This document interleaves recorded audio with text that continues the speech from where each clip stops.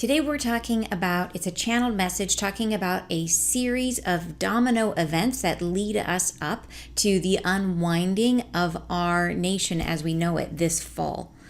I'm Ann Tucker, and this is the Spirit Means Business YouTube channel. And here I share not only information that is about your spiritual growth as it plays out within the context of building your business, but we also am sharing these channeled messages. I'm a channel from the angelic realm, and lately I've been getting a whole lot of messages about what's on the horizon. And before I go into it, I want to share with you about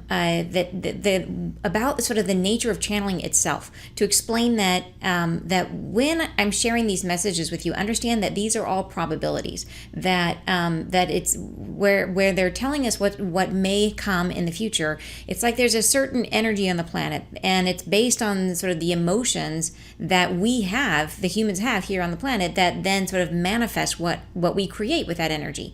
So, and when I'm sharing this information with you, at the time that I share it, this is what looks like the most likely outcome. So these things may change, they may not happen. So these are not, ironclad predictions. Also understand that I do work really hard to try to be as clear of a channel as I possibly can. And I do that by I've sort of have several sort of safety checks I put in place to kind of check what I get for myself, because for me, it's to be in my own integrity. It's really important to me to try very hard to be as accurate as I can. I don't like to share things unless I feel like I have a high degree of belief that they are true. And I do that through, one of the ways I do that is when I channel, I try super hard to just focus on the individual word, so I'm not aware of the message, so that when I get to the end, as far as I know, it's just word, word, word. And then when I get to the end, if it's consistent and it makes sense and everything comes together and it's complete sentences or paragraphs, then I know it wasn't me talking.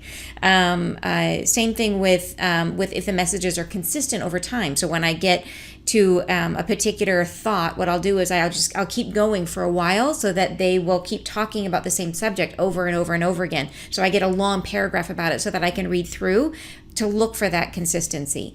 So I do all of these things. Then I'm also looking at, again, over time. Are the messages changing over time, or are they consistent? Are they reinforcing each other, right? And but even when that happens, there'll be times when I'm channeling where they'll say something that, is shocking enough that it pulls me out, right? That I all of a sudden I start listening to what's happening. And so there's pieces of the message that where I can say, this part I know was 100% them, because I don't even remember them saying that. And it's words I would never use, right? And then there's other pieces where I feel like I'm less under. And so, I'll try to share with you when I get to those places when I say, hey, this part was less clear. I think this is right, but I can't be sure. So I'll try to indicate that. But even with my best efforts, just know that anytime you get a reading from anybody, anytime you hear any channeled message, that this message has to come down. Think of it as like layers and layers and layers of static. And this information has to come down through these layers of static and then through us, like through the meat that is our human body, right? It has to filter through us and our consciousness and our own belief systems and our vocabulary and our ideologies, everything that makes us up as a person. It has to come through us. So the perspective that you get when you hear something that's channeled, or when you talk to a psychic or whatever, is there's always a perspective.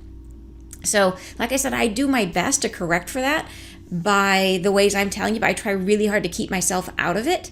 But know that in general, that the best barometer is always yourself, that you should always take every message you ever get, whether it be from a psychic or a channel or whatever, no matter how accurate they seem, always run it against your own internal filter and feel for your own truth. That is the best advice I could give, is to really always trust your own connection above everything else. And that's, where your highest and best truth is going to be. So, okay, so that said, let's get into the message for today.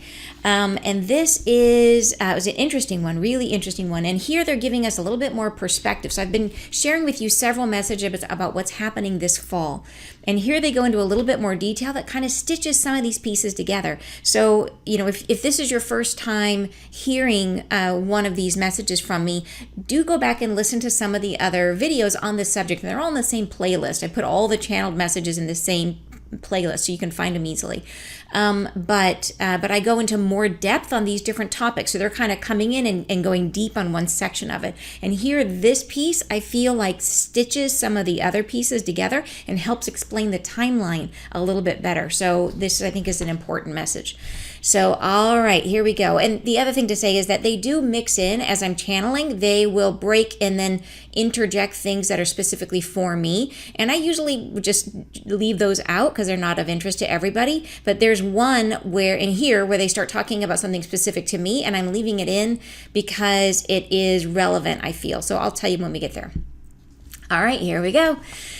So they start out saying, there is another time of unrest because it may be surprising because they anticipate the cause of some disturbance to be another delay in the opening of the country. However, this is another disturbance to enliven their difficulty. It will be the lack of funds that requires their effort to be heard because all will be contained and withdrawn from their access in order to restore the fortunes of those in power, to see them through this disaster. However, the average person must feel desperately the lack of access to their funds, and so they become belligerent. They communicate through torch. They access what they need through other means, not Gentile. So here, this section is referring to earlier in the video. I think it's called channeling number 1 on the U.S. economy. And in that video, I talk about the banks closing. So they're going to be shutting the banks and they're going to be freezing all liquidity. So people won't be able to move their money. They won't be able to access their money. And this is for an extended period of time. So that's what they're talking about here. They're referring back to that and saying, okay, so yes, people are upset and there might be a lot of disturbance around the fact that we can't get back to work, right? That we're having these quarantines, that people are, so I'm just feeling into the challenge that must be just heartbreaking for those people who went out and built a business for themselves and have worked hard all their lives, and then as a result of this virus, they lose everything. Like, how heartbreaking is that? And obviously better to have, to save life over wealth, but it's also like, I don't want to minimize their pain as well. So in any case, they're starting with that, and we think that's going to be the problem, is the fact that we're shut, and they're saying, add on top of that the fact that they now can't access the money they have in the bank. So this brings a whole nother layer of difficulty for people. And so then then the piece they threaded in here was that the reason it's frozen is the part they said here where it said that they because all will be contained and withdrawn from their access, which is access to their money, in order to restore the fortunes of those in power, to see them through this disaster. So closing the banks protects those people who are in power, it protects them from losing their money. So definitely leading to some social unrest. And they communicate through torch. So I'm assuming, and as I'm sharing this with you, some of the times I'm paraphrasing, but just so you know, I'm interpreting this. So please, as I'm reading you the exact words, please use your own interpretation. Like when I say that they communicate through torch, I'm interpreting that to mean that there's going to be violence and burning like we've been seeing, right? That's what I assume that means, but that's my interpretation of the word. So please, like I said, use your own best judgment on this. So they access what they need through other means, not Gentile. So I interpret that to mean rioting. All right, next paragraph. There is the sense that all must be broken, that there is not a leader for them. So they withdraw through their own actions from civilized organization and instead strike out to find some solution to their now immediate pain and suffering. So be not surprised when you see this action. It is a precursor to the big withdrawal from our political hegemony. There can be no solution while people are in the street, leaving no rock left in place. All right, now that was a mouthful. And I confess, I have heard the word hegemony before, but I had to look it up to be sure. So I will explain what that means as well, because I needed to look it up. So anyway, so in this paragraph, my interpretation of this paragraph, and this is an interpretation, is that that people feel like they're not, that there's no, like I said, that there's no leader for them. So they, rather than being held to what we sort of the normal behavior of our society, they withdraw from that. And they're looking for, like, how are they going to solve their immediate pain, which is that they don't have money, maybe they don't have food, right? We've got major civil problems here. And and then here's the part that really caught my eye, It is a precursor to the withdrawal from our political hegemony. And hegemony means like our dominance, our political dominance, or power. Maybe that would be over other nations, or it could be power within a country, so one party dominating over another. So the withdrawal from our political hegemony. So that could mean our political, like our supremacy in terms of being a global power. There can be no solution while people are in the streets leaving no rock left in place. So to me, that means, okay, we can't come to any kind of agreement while, when they say no rock left in place, to me, I read that and I hear they're picking up rocks and throwing them, right? That we can't really come to an agreement or any kind of proper negotiation or solutions when people are rioting. So that's, anyways, this is the first little indication here of what's to come later in this message. There can be, it's a precursor to the big withdrawal from our political hegemony. So this gives an indication of the timeline. All right, so, and just to make that clear, what I was saying is that what I think that means is a withdrawal from our political dominance. All right, we are arrived here. Okay, so this is where they've just now introduced me to a different guide. So a different guide has just come in to speak here, and they're saying, we are arrived here with this information for you. Deep within your past, and this is the part where they're speaking directly to me, but I left it in because I think it's relevant to the message. Deep within your past, you'll find another experience that harkens to a time of strife when you had leadership responsibility. You could not save everyone. You had to evolve or die yourself. It was this exact configuration where all upended, and you found much confusion to be living incarnate at this time. You were a man of great importance, one who accessed the ruler in that time, who had access to all the funds of state to address problems within your community. But there were those who robbed this and left nothing for the people to eat or survive. You had this experience. So this paragraph, to me, the reason I bring it up is they're again mentioning that there was people in charge who basically looked after their own interests and did not pay attention to the needs of the people. So they're saying that I actually experienced a very similar event in a previous life, and this is the same exact circumstance. So the big piece to take from this, in my interpretation, the way I understand this, is what they're saying is that in this prior time, the people in charge basically looted the community money, so there was nothing left to support the community, and people were left to struggle and starve. So, and they're saying this is a similar situation. So that's why I think it's important to include this for you guys. They go on to say about this time, this previous lifetime that I had, there were many who resisted. Riots happened in the streets, and all were rebellious because they had not much to lose. It was a time of upheaval caused by economic pressures, where rulers took care of themselves and not others. So there is at this time the same parallel where you can see it happening to your own force, where there is now too many with access to their money tied up in banks, and these withdrawals are restricted. So this is what I'm talking about, the parallel between this past life and what is happening now. And the big thing to take from that, in my interpretation, is that the leaders are taking care of themselves and leaving the people out to dry. Okay, so they go on to say, when this happens, they cannot access their funds. So when the access to the banks, and where there are too many now with access to their money tied up in banks, and these withdrawals are restricted. When this happens, they cannot access their funds. Just like in the past, this erupts for all to see. There is another revolution of sorts where the leaders are resolved to be dead. And I hesitate to share that because I don't like to talk about, in general, I don't want to incite panic that's serious, but I'm just reading it as I see it, and we have to leave that to interpretation, that it looks like there may be a health crisis, that someone in charge has a health crisis. And those with the means remaining are left to helm the ship, which, now adrift, must be anchored to another.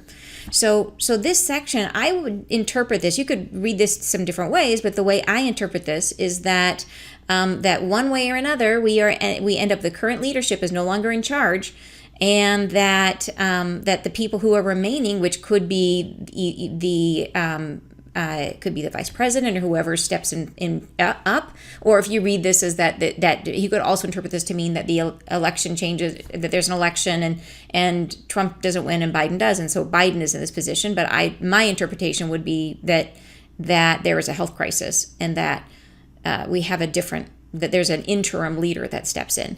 And then here's the part where they say, and those with the means remaining are left to helm the ship, which now adrift must be anchored to another. And so that's the part where they're referring to, in a previous video, I talked about that there would be potentially a friend who would come in to bail us out, and that our nation's going to look different after that. So they're referring to that again here, which I love to see, because it for me, it adds credibility to the previous channelings. So anyways, and you can go back and see that video as well, where that one's about treaties. You'll see, I think the title of that one is something about treaties, but that's where I talk about that we get bailed out basically by another country.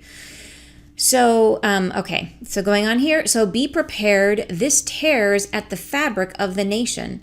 All who envelop the ideals of this man are felt to be bereft of a leader who once spoke in their tone, and are now left with only a sense of justice vigilante to hack their way through our society to resolve their unjust deposit of lack and suffering.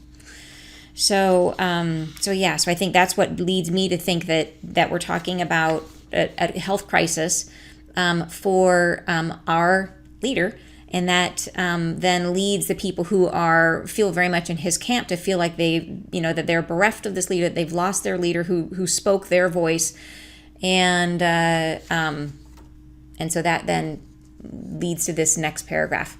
Yes, you have comprehended what we say. He is much the controversial man, and draws this energy to himself to be fulfilled within a night, to come to be found alive, but dead yet, once he has arrived within the care of the medical staff. And I have to tell you, this is super important, that when I got to this section, as soon as they said the word dead, I don't know if I was clear. I have to be honest about that, because that's pretty heavy stuff. So I tried really hard to get back and to go higher and higher to make sure I was connected. But that kind of a message is hard to channel clear. So just take it with a grain of salt. And it says, okay, but then they said here, yes, you have comprehended what we say. He is much the controversial man, and draws this energy to himself to be fulfilled within a night, to come to be found alive, but dead yet, once he has arrived within the care of the medical staff. He can be in this way a martyr for his people who believe he is lifting their voice to another level. Discovering he is gone creates the ripple of unrest that creates chaos within this country, dividing people along lines of separation that leave us much surprised to see how it evolves, to be left from the confines of the nation as we know it in this now time. You have comprehended what we say today. So yeah, that's a big one. It's a very big one, and I think listen to it, with, like I said, with your own ears, use your own judgment.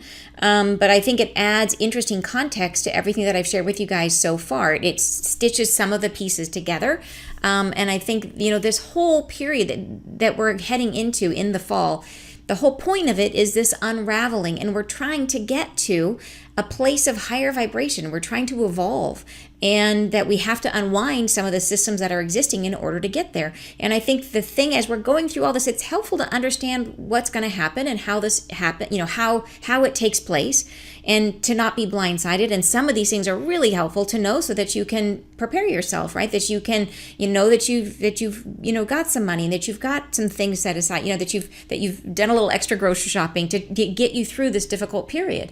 But at the same time, the real point, I think the important thing is to keep your eye on the prize, which is at the end of this, when we get through this and we get to the other side and the vibration goes up, that we're looking forward to something really, really beautiful. And the challenge that I just ran this past week in my Spirit Means Business Facebook group, which you are very welcome to join. Just go to Facebook and search Spirit Means Business. And we ran a challenge called Unleash Your Vision, where we were all working to imagine what this new world is going to look like, and to start to build that vision, to have it in mind, to start to try to project that forward into our world. It's a really positive vision of what could be possible.